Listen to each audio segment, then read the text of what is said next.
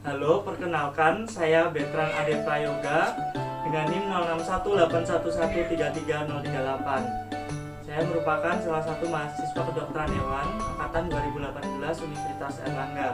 Nah, di sini saya ingin memperagakan yaitu bagaimana diagnosa suatu penyakit berdasarkan gejala tertentu pada hewan kucing. Nah, sebelumnya perkenalkan di samping saya di sini adalah partner saya yaitu adalah Pamus Sukmayudana selaku klien. Nah, ini adalah kucing yang akan saya periksa yaitu dengan gejala utamanya adalah disuria, di mana kucing ini mengalami kesulitan pipis dan ditandai dengan nyeri saat buang air kecil seperti itu. Oke, terima kasih. Selamat menyaksikan. Selamat malam, Dok. Ya, selamat malam. Jadi saya ingin menanyakan kucing saya, Dok. Jadi dia ini sakit dari kemarin, Dok, nggak mau pipis dan susah buat makan, Dok. Wah, oke. Ini sudah berapa lama nggak bisa pipisnya, Mas? Sejak kemarin, Dok. Jadi di bak pasirnya itu dia kayak kencing tapi nggak basah gitu, Dok. Saya juga bingung kira-kira kenapa ya, Dok ya. Oke. Ini sebelumnya kucingnya umur berapa ya, Mas? Ini udah 2 tahun. Saya dari kecil ini saya sudah pelihara. Ini kucingnya jantan ya berarti? Jantan atau betina? Jantan, Dok. Oke. Iya. Oke. Iya, aku mau tanya lagi nih. Ini kan tadi katanya nggak bisa kencing sejak kemarin. Terus Iya. di baknya itu dia nggak basah gitu. Iya, Tapi posisinya bener. kayak kencing, tapi nggak keluar apa-apa. Nah, oh iya, sebelumnya aku mau tanya, ini biasanya kamu kasih makan apa ya untuk setiap harinya untuk kucingnya ini? Biasanya kasih makan apa?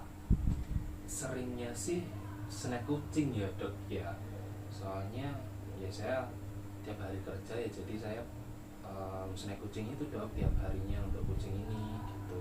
Oke, yang praktis ya berarti pakai snack kucing ya biasanya seperti Iya. itu. Oh iya, kalau mau aku mau tanya lagi, kalau biasanya untuk snack kucingnya itu yang bentuknya itu keringan atau yang kering atau yang basah ya biasanya kalau ngasihnya? Jenisnya sih kering ya, Dok ya. Saya tahunya ya yang saya belikan ya kering itu tiap hari. Oke, gitu, berarti Dok. snack yang kering yang bentuknya kayak ikan atau yang kayak donat-donat itu ya biasanya? Iya, saya malah baru tahu kalau ada yang basah sekarang. Iya. Oke, oke. Yang basah ya, Dok ya. Iya, oke, coba aku periksa dulu ya sebentar Iya, silakan, Dok. untuk kucingnya ini. Apa sabar. Nah, ya, bentar ya manis. Oke, ya aku periksa dulu sebentar.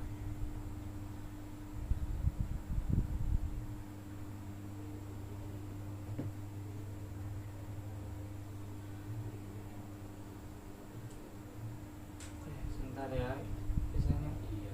kalau ada gangguan kencing itu biasanya di bagian sininya itu, ini kantung kemihnya itu biasanya itu kayak membesar gitu. Sebentar aku tak pegang dulu, tak palpasi dulu.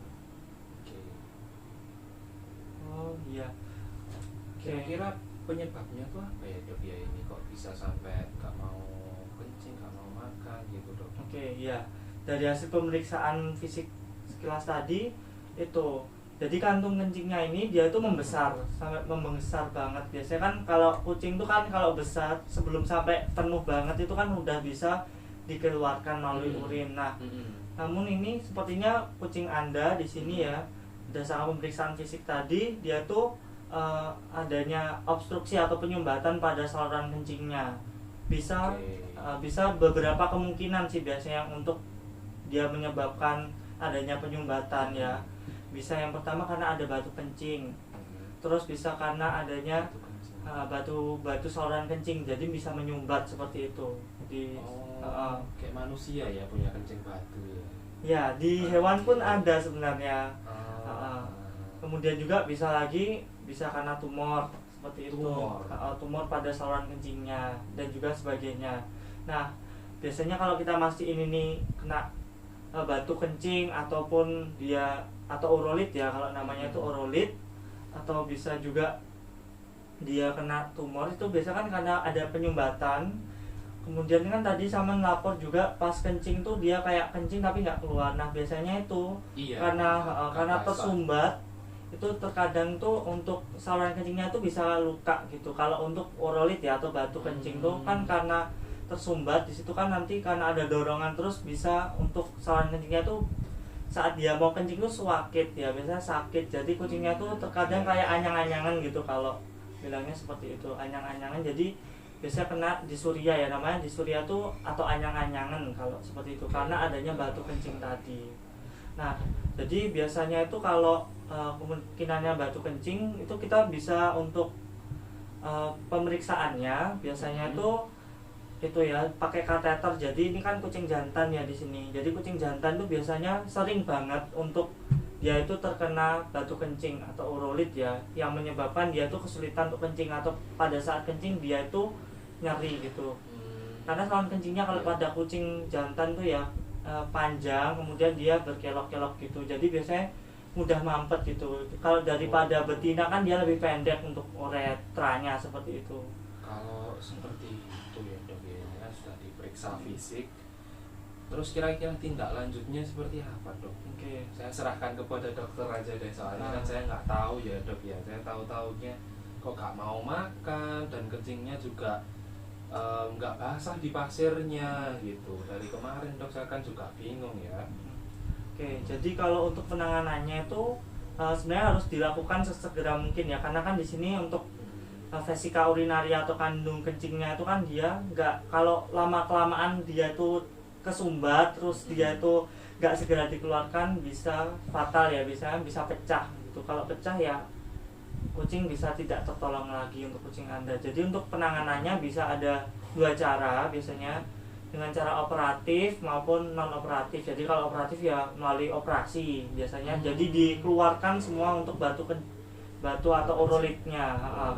Biasanya banyak ditemukan pada itu ya kandung kencingnya atau vesika urinarianya itu, jadi dibedah biasa seperti itu. Ataupun bisa juga kalau non operasi itu bisa pakai kateter, jadi kayak dimasukkan selang ke dalam penisnya kucing ini, jadi nanti supaya bisa kencing gitu ya. Jadi sambil di flushing atau dikeluarin gitu.